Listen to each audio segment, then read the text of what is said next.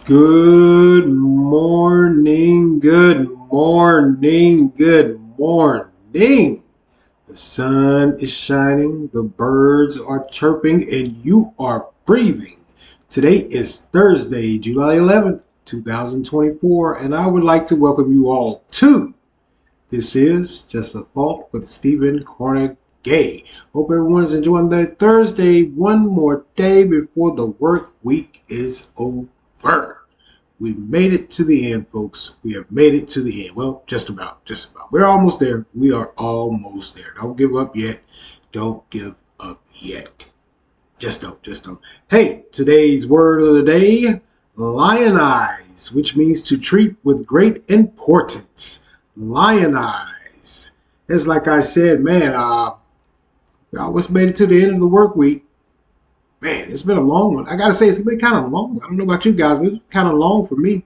But whatever the case may be, we are here. We are here. Hey, before I go any further, hit that like and subscribe button along with that bell icon so you can get notified when I drop these podcasts. Keep you in the loop. If you guys have missed out on some of the topics we will be talking about, and also get in the comment section. Let me know what you guys think about these topics I'm talking about. Whether yay or nay, to or fro, doesn't matter. Just let me know what you guys think. Hey, maybe you can suggest some new topics. I am not too big for my bridges for that. I always need some new topics. I always need something new and interesting to talk about. Man, just do. So yeah, hit that like and subscribe button along with that bell icon.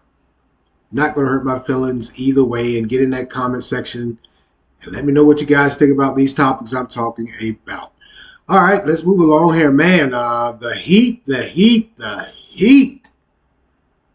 Sweet baby Jesus.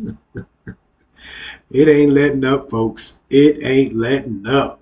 Today there is expected to be a real feel of easily 107, if not more. Who knows? Who knows how high that heat index is going to go up? At this point, there's no need to even talk about what the actual temperature is.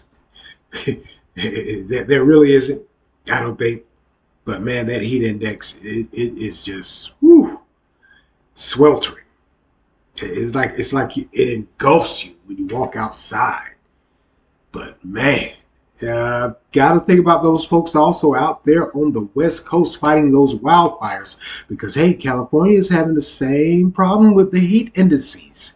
And well, I don't even think it's the heat indices with them. Their temperature is just 100 degrees plus daily, right up there with Las Vegas, Arizona, Texas.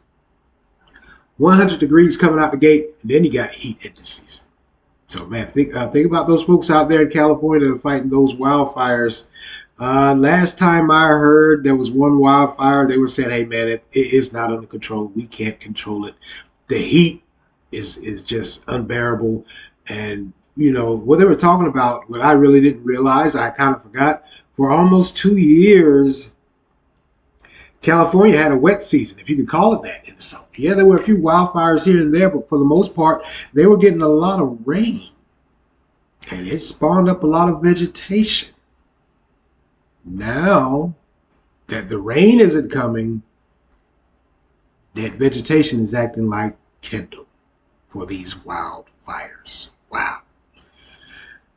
But here in good old North Carolina, we just got heat. In comparison to California, I'll take it. I will take it. But we are going to get a little relief. Relax. It's going to be short-lived, though.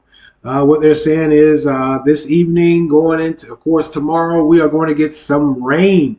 Some downpours are going to happen tomorrow, and it's going to cool us off so much so to the temps are expected to be 87. When's the last time you heard me say that? When is the last time you heard me say a high temperature here in North Carolina is 87 degrees? It's been a while, folks. It has been a while. So that rain that's coming, I will take it. I will take it any day of the week, and I hope it comes down in buckets. I just do. And it's going to help the farmers out also, because we are experiencing a drought. I want to say it's just about the entire state There may be a few counties that are hit and miss, but man, it's pretty much encompassing the whole state of North Carolina. This drought, we have not had measurable rainfall, and I don't know when on a consistent basis. So, hey, like I said, that rain tomorrow, it will be welcome.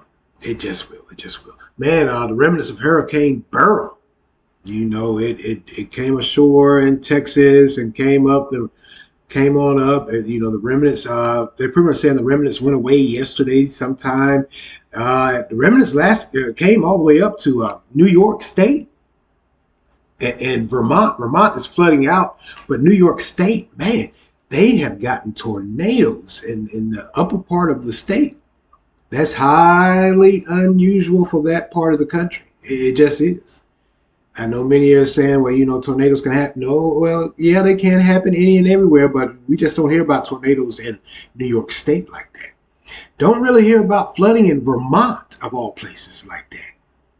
So the remnants of Hurricane Burrow, that thing, it moved on through this country, and it left a lot behind in its wake of rainfall and heavy winds. A lot of unstable air mass. But they're saying it died out finally yesterday, and maybe things will get back to normal in the country. But man, it was one for the record books. I got to tell you that. And of course, you know what they're saying. Also, I told you it came ashore in Texas around Houston.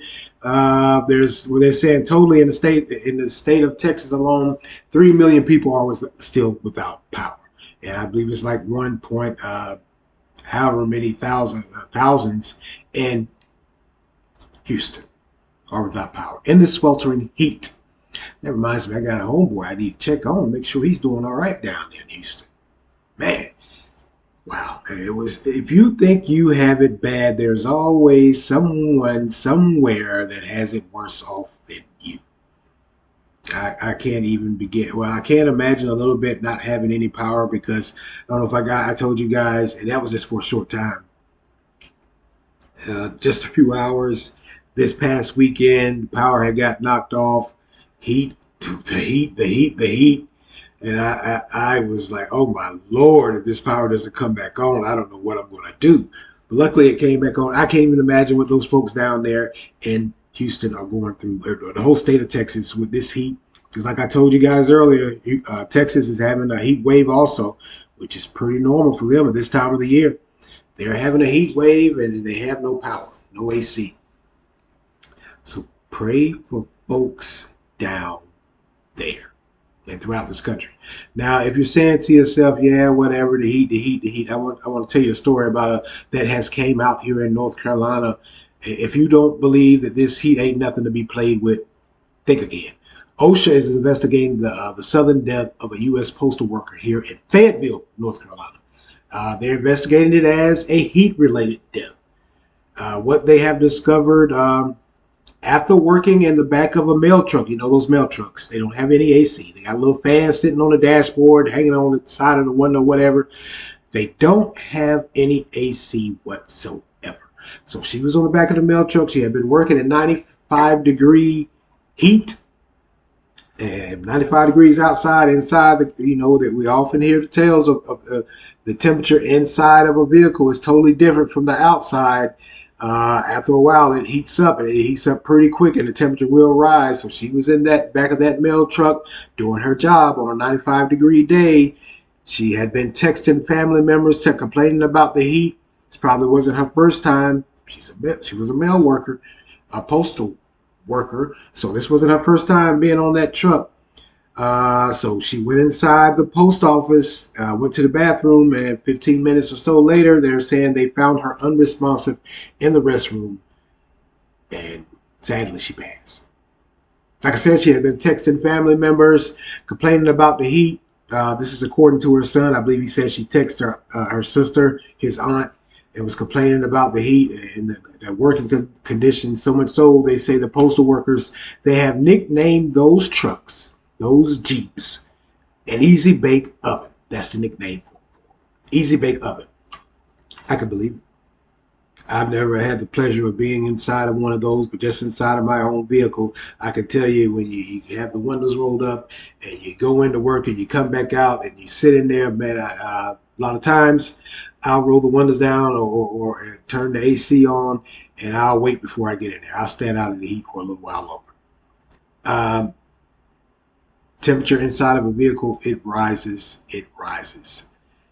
So OSHA is investigating her death, like I said, as a heat-related death. Wow. Now, the Postal Service, this is not the first time the Postal Service has come under some ridicule and criticism for those trucks, those Jeeps.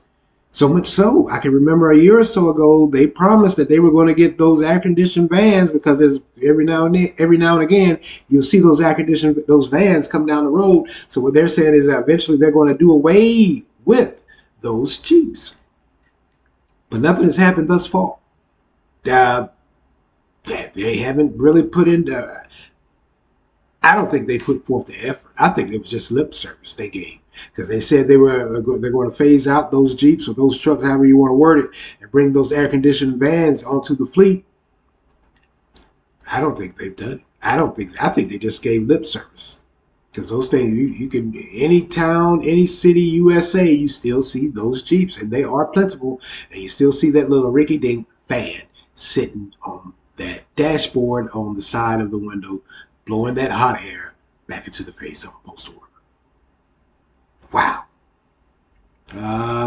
Very reminiscent also of UPS. You know, UPS caught flack too for those big trucks they have, those big brown trucks they have. Then they have those guys and girls and women working in brown uniforms, dark clothing in the heat. Wow. It's been that way forever. Don't you guys think it's time for a change? Yeah, it's time for a change. You're affecting your staff. They can't effectively do what they're supposed to do if they're hot like that. So the United States Postal Service and UPS, you guys got to get on the stick, man. You got to update those vehicles. I know it is a lot gas consuming because you know those vehicles, they do a lot of stops.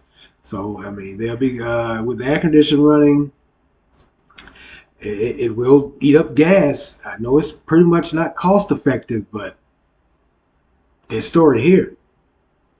And what's been coming to the forefront over the past few years, because just like I said, the United States Postal Service has caught flack before because of those Jeeps.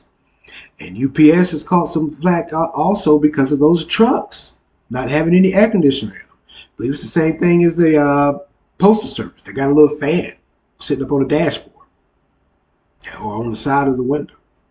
Those big for UPS, those big brown metal bucket boxes. For the Postal Service, those little Army Jeeps. I call them Army Jeeps. They remind me of old Army Jeeps, the old World War II Army Jeeps. They just put a canopy over them. That's all it is. It's an old Army Jeep, man. That's all it is. Like I said, both UPS and the United States Postal Services have vowed to correct the problem by upgrades. Still no progress, I guess. Imagine that. And also in two separate cases here in North Carolina with this heat related is less than 5 days apart. Looks like some pet owners have been charged with cruelty to animals for leaving their pets in a closed vehicle also. One has already appeared in court and has asked for a court-appointed attorney. Ah, man. I'm not much of a dog lover or animal lover. I'm not. But it's still a living creature.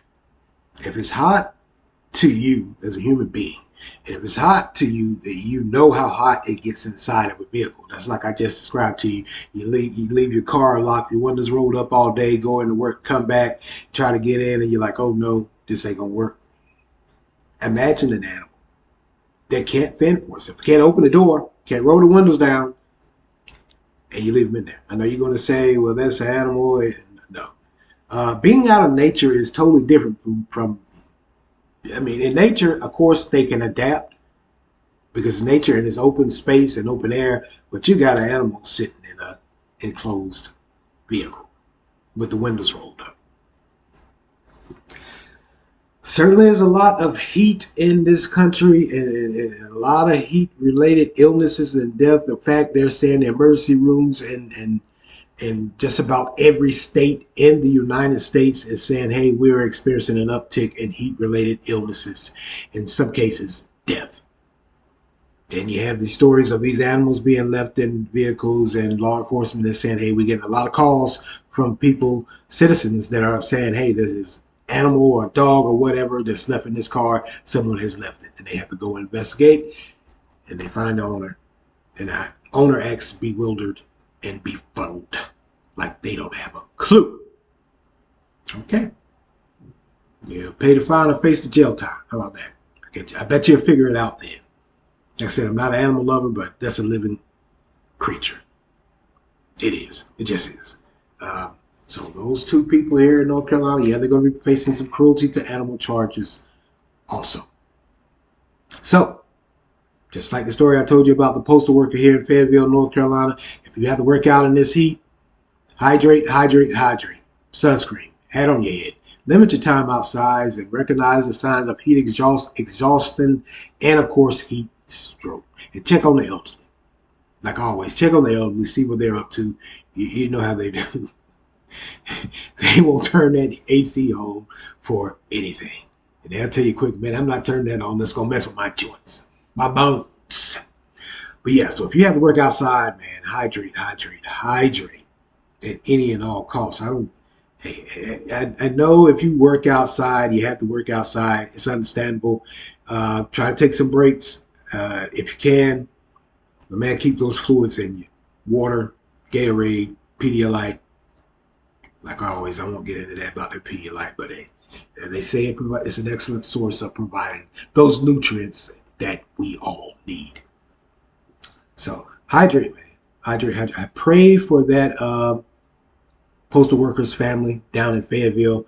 Her kids, I believe her daughter was 18. She may have just graduated high school. And her son, I'm not sure how old he was. I think he was relatively young. He was a young man also. So pray for them. They've lost their mother just doing her job. That's all she was doing. Working. Trying to provide. Wow. So hydrate, hydrate, hydrate, folks. That's the word. That's the phrase that pays. Word of the day. However you want to say it. Hydrate, hydrate, hydrate. And stay out of that sun if you can. Limit your time outside if you can't. Take breaks whenever and however you have to. If the boss man's riding you, hey, let him ride. Because either you can either you can assist in the process of trying to pick me up off the ground, or you can find someone else to do this job if I can't take me a break. Because this heat out here is unbearable. Like I said, when you walk outside, it just engulfs you. It's like someone's hitting you, like someone's jumping on you with a blanket and smothering you. That's how hot it is. So that heat index this heat ain't nothing to play with. Just ain't. All right, let's move along here, man. Hey, in some election news, former President Trump is expected to make his decision and announcement about who he's going to have as his vice president on Monday. Now, this is ahead or right at the start of the Republican National Convention that's going to be held in Miami. It's not in Miami. Going to be held in Milwaukee, Wisconsin. How did I get in Miami? I'm sure I'll never know. I'll never know. So the Republican National Convention is going to be in Milwaukee, Wisconsin. I believe it starts Monday, if I'm not mistaken. So he's going to make some announcement of who's his vice president is going to be. There's a short list, a few: Marco Rubio, Tim Scott, Doug Bergman, and J.D. Vance. Those are just a few. Marco Rubio? Didn't him and Trump bump heads? Didn't him and Trump bump heads when Trump was trying to get the nomination back when he first ran? Yeah, they bumped heads. I can remember Trump making fun of his name Marco. Little Marco. Oh, man. What a difference 4 or 8 years make. Hey, who knows? They could make a good team. Who are we to say? But yeah, Marco Rubio. Wow, I haven't heard that name in a while. I haven't heard that name since former President Trump was punning his name. Marco. Oh man, this. This election. I gotta say, this is the first election since I've been voting, and I've been voting since I was 18 years old. This is the first election that I can honestly sit here and tell you, folks, I'm not impressed with either of the candidates. I'm not impressed. I'm not impressed. I am not impressed with either one of them. I honestly can tell you also, I don't see how they're going to do any good for this country whatsoever. I don't care which side of the political spectrum you stand on. They are both out of touch. Um, they just are. They're out of touch. This is also the first time since I've been voting that I'm actually asking myself, is my vote really worth it? I've never asked myself that in all the years I've been voting. Not even the first time I voted at 18. I never asked myself that. But this election right here, I'm asking myself, is this really worth it? Is it worth my time? Are they really going to make things better for myself and the rest of this country? And I gotta be honest with you. If I'm to be honest, kind of leaning towards no. It's going to be business as usual. Nothing's going to change. It's going to be the same old crap, just warmed over. It just is. I don't care whether you're Democrat or Republican. It just is. And no one can argue me different. Because, like I said, when I watched that debate, I saw everything that I would hear a lot of people saying about those two and how they're out of touch, they're old, they're egotistical. I saw it during that debate. And now I realize why so many people say, hey, my vote ain't going to matter. It ain't going to count. It's pointless. It's useless. It's worthless. It's a waste of time to vote. These two political candidates that we have, both Democrat and Republican, are out of touch. They are. Like I said, I saw it during the debate when they started arguing about their damn golf game. That's what you're talking about? Your golf game? I gotta say, I'm torn. I can't give you, I don't see any of them doing anything for this country. I just don't. I know many of you out there are going to, hey, get in the comment section. Let me know what you guys think about that comment I just made, the statement I just made about this election cycle. Am I right? Am I saying, do any of you out there feel the same way? Is it worth your time to vote for these two presidential candidates? Because they're out of touch and they should be out of time. They just should. Let me know what you guys think. I've given you my spiel. Am I going to vote? I probably will. I'll probably will. But I don't know who I'm going to vote for. And I don't even know if the vote that I give, if it's really worth it. So we'll see what happens. Let's move along here, man. And speaking of which, and of course, there are more calls for President Joey Boy Biden to step aside. And it's coming from the Democratic Party, and they are coming strong. More and more Democrats, high-ranking Democrats, delegates in that House and that Senate are calling for him to step aside. But they say no matter what, if he gets the nomination after the Democratic convention in August, they'll still stand with him. I don't know. Not only is this coming from Democrats inside that House and that Senate, but a well-known Hollywood actor and he's a donor. Yeah, hell, just last month alone, he held a fundraiser for President Biden. Now, you know that fundraiser he held with for President Biden, along with former President Barack Obama. They raised so many dollars. And what has happened is George Clooney, the well-known Hollywood actor and long-time Democratic supporter and contributor financially, has came out and said he could tell even during that fundraiser last month that that was not the same President Joe Biden from 2020. His health has declined, and he needs to step aside, and the Democratic Party needs to find someone else to stand in his place. So George Clooney's came out and said, yeah, I raised all that money for him last month, but I could tell even then he was not the same President Biden from 2020. Wow. Certainly is a lot going on with the presidency or this election.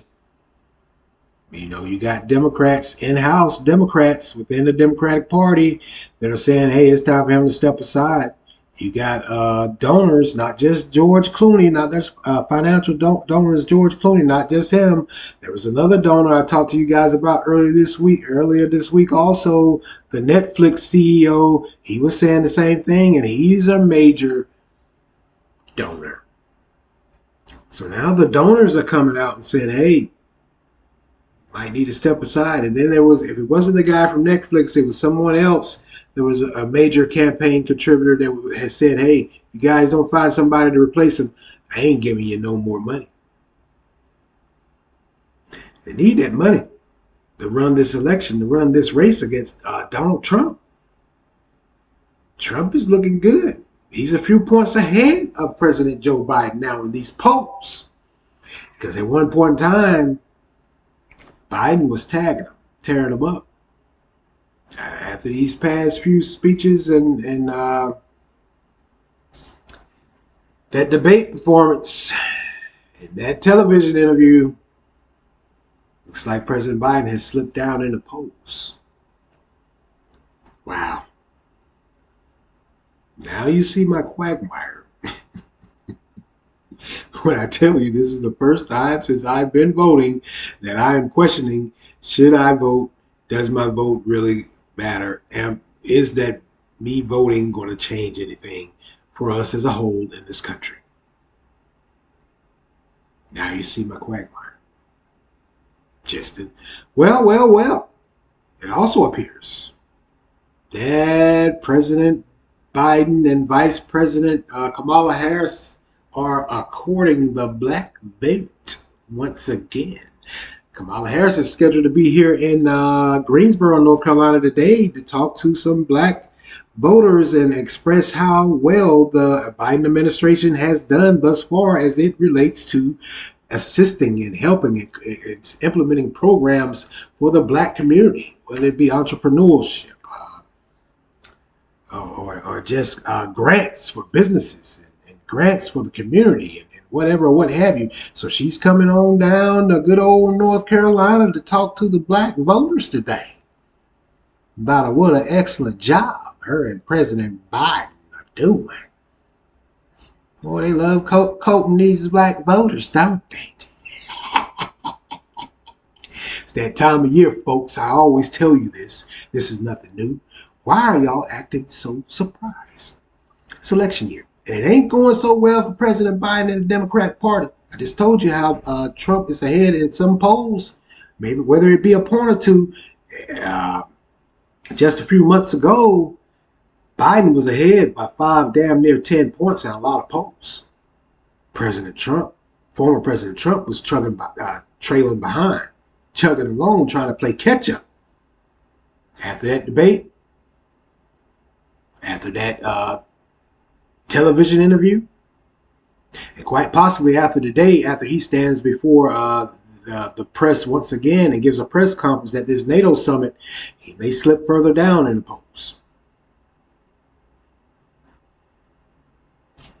Can't make this up. But yeah, old Vice President Kamala Harris is scheduled to be here in North Carolina in Greensboro, to be more specific, to talk to black voters to garner their support, continued garner their support. And earlier this week, I believe it was on Sunday, President Joe Biden was on a conference call with the National Black Caucus, to which he expressed his need. He said, hey, I need you guys to galvanize people and get them to the polls. Very reminiscent of what they did before. And he's promising to continue to fight for African Americans. All right. Smoking Jim. Boy, they love courting those black voters when it's time, when it's election time. They will come out. They will do all the ranting and raving and the hugging and kissing of babies and shaking hands and pats on the backs and data boy and data girl they got to do to get that vote. That appears to be what they're doing now. Nothing new. Nothing new. It is election time. Like I said, today at this NATO summit, he's supposed to give a press conference. And of course, you would think the hot topic of the day would be what's going on around the world, especially with Russia and Ukraine, and with Israel, with Hamas and the Gaza Strip. And then, of course, what's going on. I don't know if you guys have been paying attention also in Africa, some of the African countries. There's a lot going on up there. Of course, in the Sudan and the Congo. And then you can stay in this hemisphere with Haiti, with them having the problems they're having. You would think those would be the topics, the topics in discussion, the head topics in discussion. But I guarantee you, just as sure as I'm sitting here talking to you guys today, it is not to be the hot topic of the day. The hot topic of the day is going to be President Biden and his slipping in the polls, his age showing, and former President Donald Trump gaining ground. Because this just doesn't affect the United States. This is being shown to the whole entire world. The international community is watching the United States. And they gotta be saying to themselves, I know I am saying to myself, why, what in the world is going on over there? Is democracy at risk? In the United States, it's considered to be the standard bearer of democracy. We always have had all our ducks in a row, all our I's dotted, our T's crossed when it comes to us and our election. And this election right here, I gotta be honest with you, it looks like a damn circus show. I don't know which end is up. I just don't. So we'll see what happens at this press conference President Biden gives today. We'll see what happens with this meet and greet with Vice President Kamala Harris down here in Greensboro, North Carolina today also. Of course, there's already talk that if President Biden doesn't get the nomination, or if he voluntarily agrees to step aside, which he has vehemently said it ain't going to happen, it ain't going to happen. I ain't going nowhere. Kamala Harris is next up. It stands to reason she's the next in line. The entire world is watching. Don't mess up, United States. Don't mess up. All right. Yeah, this election, man, I got to be honest with you. It's pitiful. It just is. Maybe I'm making much to do about nothing. Maybe I'm just running my fat mouth. What do I know? Get in that comment section. Let me know what you guys think. How do you guys feel about this election? I got to know. How do y'all feel about this election? Am I being too pessimistic, however you say it? Am I just blowing things out of proportion? I don't think so. I mean, anyone with half a brain can see this is just a circus right here. This is ridiculous. How these are the two nominees. These are the two choices we got to choose from. Ooh, Jesus, sweet baby Jesus, help us all. That was all. That was all. That was all. All right, let's move along here, man. Hey, looks like the town of Spring Lake here in North Carolina is now or has or will gain gain back financial control of the town once again after the state discovered town employees were misusing funds. Now, if you know, I talked to you guys about a year or so ago about what was going on down here in Spring Lake, North Carolina. That's right outside of Fayetteville, North Carolina. Well, there was a town official that was misappropriating funds. He or she, I can't remember. Well, it was several town officials that were misappropriating funds. Hell, the police chief, he even got caught in a little scandal. He had to resign. But it was almost $500,000 that somehow or another came up missing. It was in somebody's pocket. So the state came through after their audit and said, you know what, we're going to take over the town financial situation until you guys can prove that you can handle this and do it effectively. And it appears they have, because they're saying that as of August 1st or at the beginning of August 1st, if not before, they will regain control of the town's finances as soon as a bonded finance director starts. Yeah, if you remember, I told you guys about that the guy, well, he was doing what was typical, I gotta say, because the same thing happened here in Durham, North Carolina. He was using the town's credit cards to his advantage. He was going out to dinners, he was buying gifts, he was making cash withdrawals, he was fixing up his home, his or her, I can't remember if it was a male or female. They were fixing up their home, they were buying cars, I believe, yada, yada, yada, rah, rah, rah, shish, boom, bah. Typical misappropriation and misuse of government funds by government officials, whether they're elected, appointed, or hired.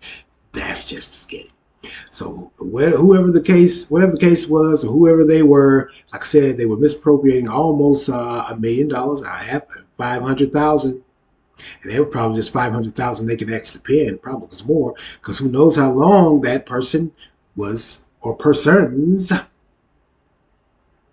were taking money until there was a budget audit and money won't there, and nobody could explain where it was at. So as of August 1st, or not sooner, they'll have a new bonded finance director. Wow.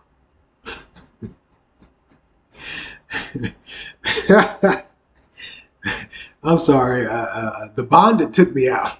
I've never heard that expression as it relates to a finance director for a town, a city, a municipality. I guess after that last hoorah, they said, hey, somebody's going to have to pay besides us if this guy or if this person, a female or whatever, screws up. We're going to get some of the damn money back. So whoever the next one coming in has got to be bonded. Think about it. Maybe it's a naivete on my part. I didn't know finance directors or those that are appointed or county. I guess what we have here is a county manager or whatever, what have you. I didn't know they had to be bonded. Maybe they do. I just never heard that expression as it relates to that position in government. I haven't. I really haven't. I just haven't. Maybe get in that comment section. Let me know. Maybe it's a naivete on my part. Maybe it's ignorance on my part. I don't know everything. Some things I don't know. You learn something new every day because I've never seen or heard of anything like this before a day in my life. A bonded finance director for the little town of Spring Lake. Yeah, those guys, that whoever that was, they were running amok with those funds. They were on one. They didn't care about nothing. I mean, good Lord, you got to know when to stop, don't you? You got to know when enough is enough. You got to know when the gig is up. Apparently they didn't. They got greedy. Well, greed is always what gets you caught up anyway, anyhow, any day of the week. It very reminiscent also, sadly. What's going on here in Raleigh, North Carolina with St. Augustine's College. If you heard that story, good Lord. Uh, Money is missing or has been missing. So much so, the St. Augustine's College, another historically black college here in North Carolina, um, has been threatened with their accreditation being taken away. Uh, can't pay the staff. And when I say staff, I ain't just talking about the janitors or cafeteria workers. They can't pay the professors because someone has taken money, misappropriation of funds. So much so, the financial aid is depleted. But the students don't have it. The students got to go elsewhere and reapply for financial aid. So somebody was sticking their hand in the financial aid jar also. Just like we all know, whenever there's a large abundance of money, whether it be in government or collegiate institutions or just business in general, a lot of times there's so much money, the mindset is, oh, they won't miss this. Oh, they won't miss that. Or they won't miss this. They won't miss this. They won't miss this. They won't miss that magnified and multiplied by how many times. Eventually, they will miss this. They will miss that. So, greed, greed, greed does you in every single time. Eventually, it comes to the light. Greed, greed, and greed. And that appears to be what has happened with the town of Spring Lake and St. Augustine's College also.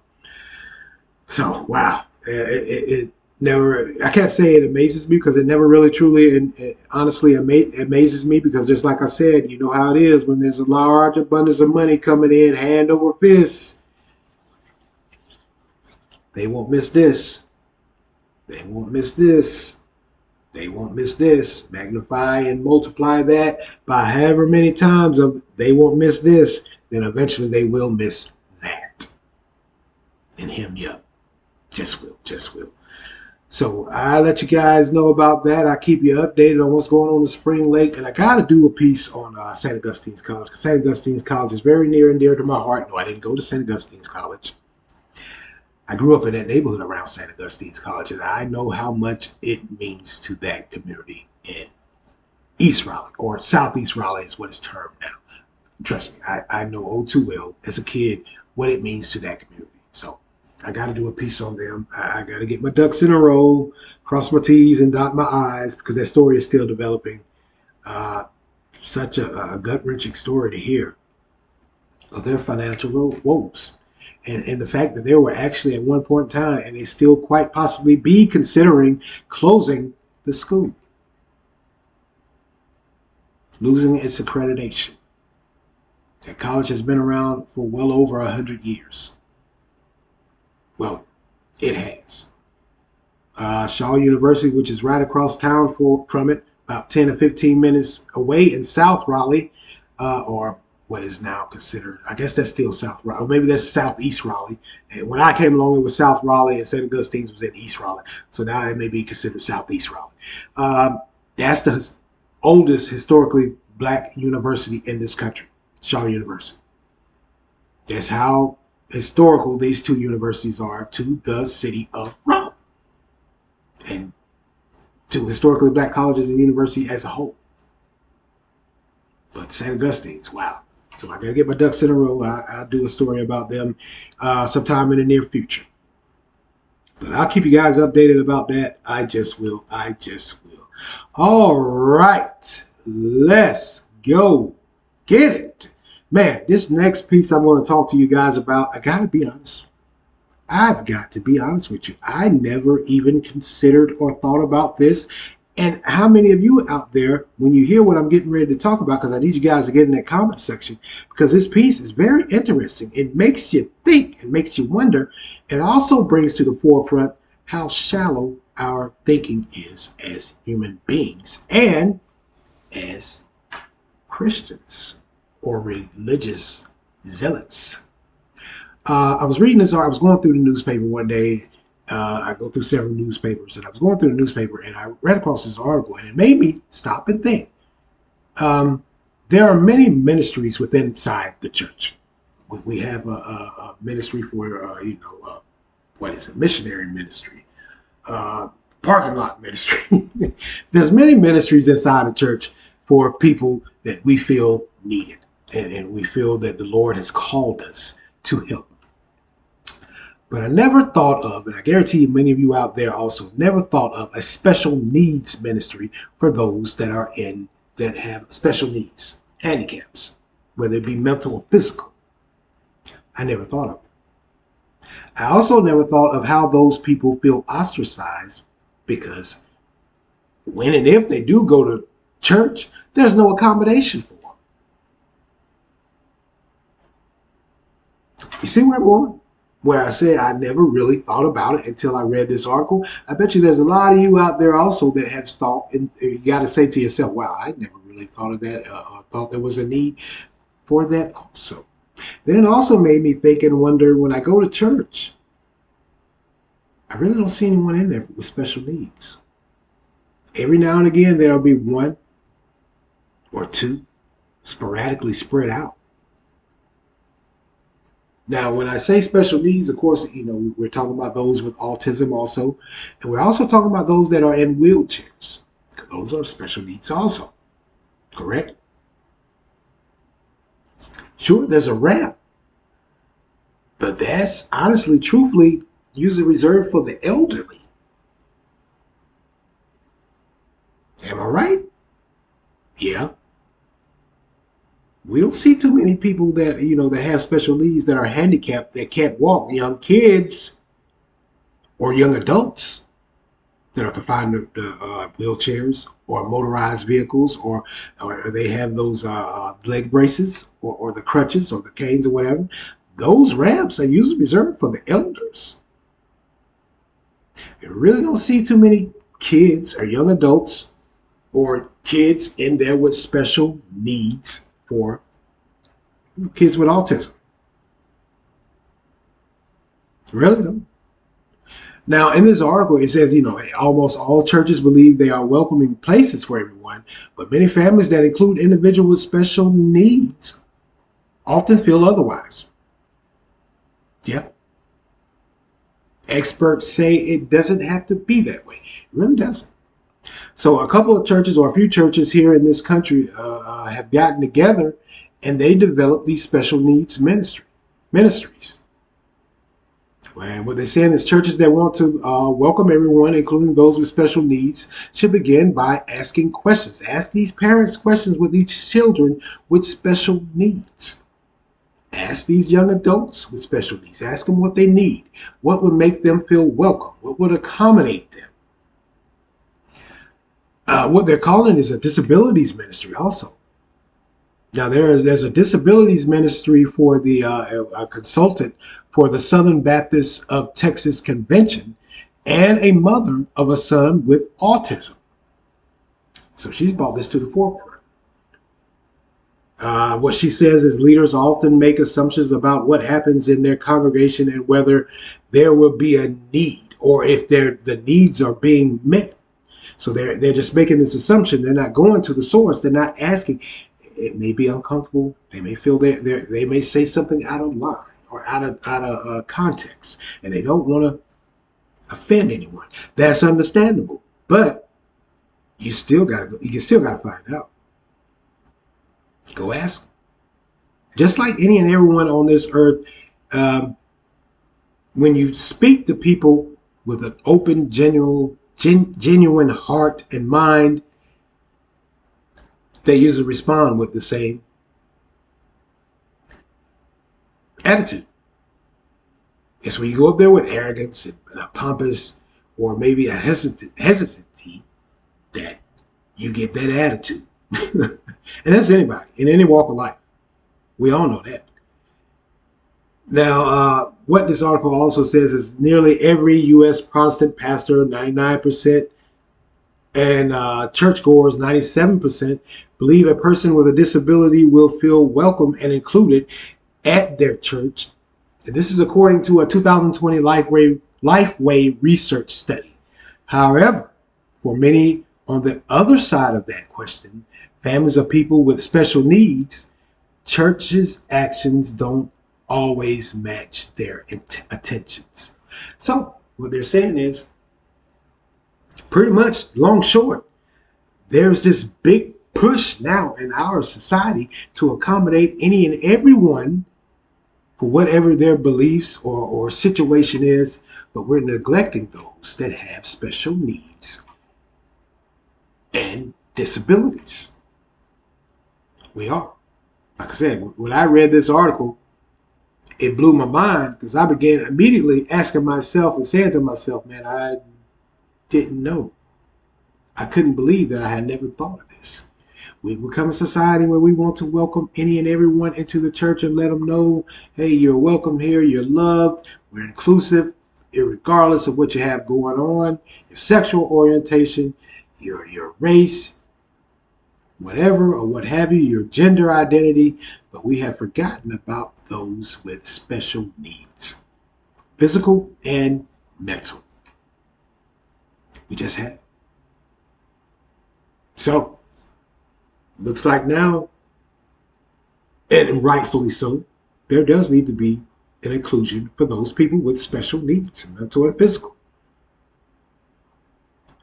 Now, what this article also says, and it makes perfect sense, they're saying that the necessary accommodations can vary from child to child and family to family. When churches have a relationship with the family of someone with special needs, it is best to ask. Ask what we can do to accommodate. You ask anyone else. You ask these grown folks out there that got any and everything going on. Why aren't you asking these churchgoers, these church members that are members of your church with these kids with autism and have a physical disability, what it is you can do to accommodate them, to make them feel more welcome, to make them feel as though they're welcome inside of that church. Not only welcome, but loved and respected. We do it for any and everyone else. Makes perfect sense now that I think about it. It just does. So now a lot of churches are going to have to start doing this because, hey, just because someone has a special needs, whether it be mental or physical, like I said, there's no reason they should feel ostracized going to a church. There's no reason they should feel like they aren't welcome or aren't going to be treated fair, just like everyone else inside their church. No reason whatsoever. No reason whatsoever. So, like I said, when I read this article, I said, wow, I never really thought about that. Just something to think about. Just a thought. Makes perfect sense if you ask me. Like I said, I can honestly tell you I never even thought about it until I read this article. I never really saw anyone with special needs. Not too many. One or two here and there sporadically spread about. They weren't in there every Sunday like the rest of us. And we know why they may not have been in there every Sunday like the rest of us now. No accommodation. No consideration given. Makes perfect sense. So yeah, there's some things we have to work out for these churches. Some things these churches got to work out. Yeah, really do. Well, I'm going to get out of here. I'm going to skedaddle. I've kept you guys long enough for today. Hey, as always, I want to thank you all for lending me your ears this morning. Continue to like, support, share, offer feedback. Get in that comment section. Let me know what you guys think about these topics today. Am I being a bit too whiny? When I say I can honestly tell you that since the age of 18 that I've been voting, I don't feel too good about this presidential election coming up right here. I don't feel we have the best two candidates to represent and lead this country, whether it be Democrat or Republican. I just don't see it. I just don't see it. Get in that comment section. Let me know what you guys think, whether yay or nay. Maybe you feel the exact same way I do, or maybe you don't. You won't hurt my feelings. Just let me know what you guys think. Because I really want to know what people think. Am I the only one that's feeling like this? Am I blowing things out of proportion? Am I making a mountain out of a molehill? Or quite possibly, I could be onto something. Also. And hey, get in that comment section. Let me know about what you guys think about the Democratic Party and their courting the black vote. Mm, mm, mm, mm. Child.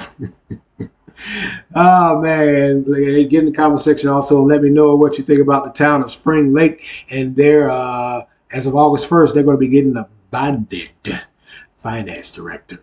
Never heard that expression a day in my life. Naivete on my part.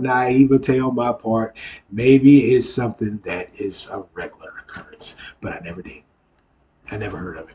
And also get in the comment section. Let me know, should churches do more to accommodate those people with special needs and those family members, not just the especially those with the kids.